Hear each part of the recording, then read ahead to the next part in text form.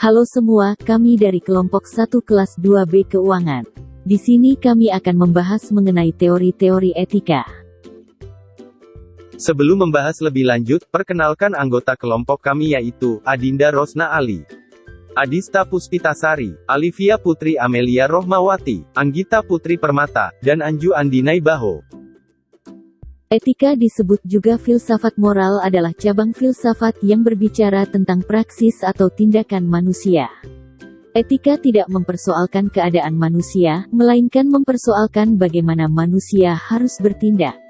Etika sebagai disiplin ilmu berhubungan dengan kajian secara kritis tentang adat kebiasaan, nilai-nilai, dan norma-norma perilaku manusia yang dianggap baik ataupun buruk.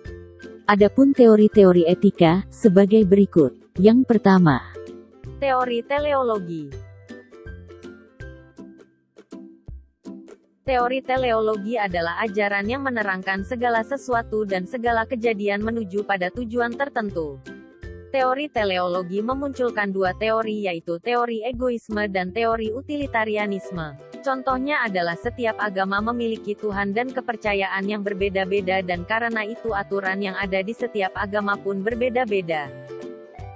Selanjutnya teori kedua yaitu teori egoisme. Apa itu egoisme? Egoisme artinya sikap seseorang yang mementingkan dirinya sendiri dan mengabaikan kepentingan orang lain.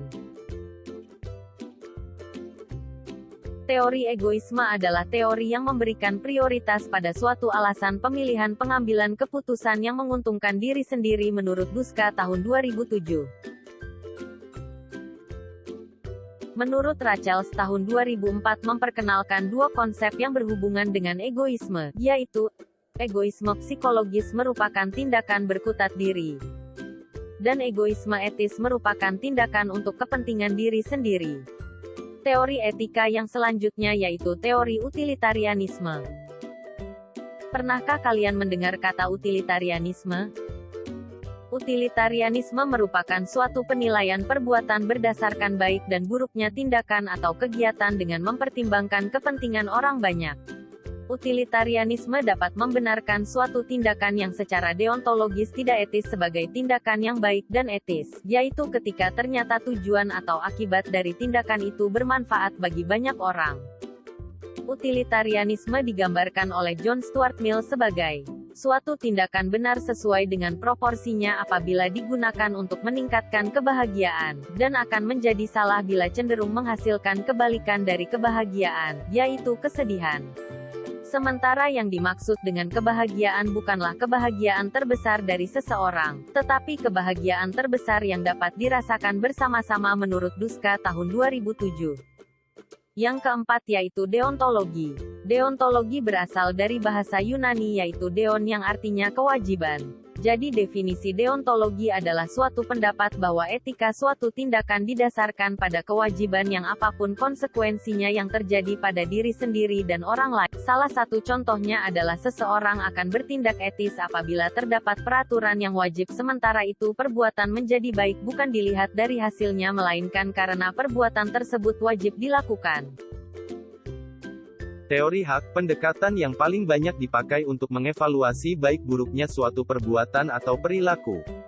Teori hak merupakan suatu aspek dari teori deontologi, karena berkaitan dengan kewajiban.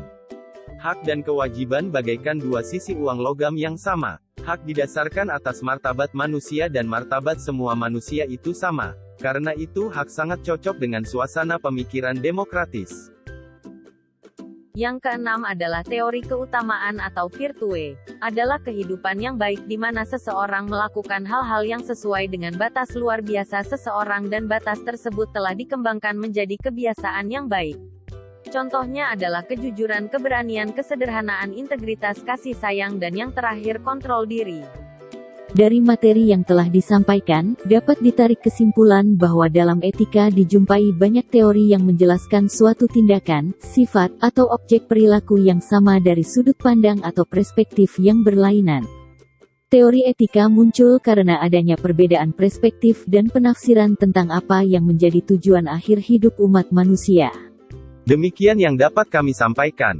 Semoga materi yang telah disampaikan bermanfaat untuk kita semua. Terima kasih.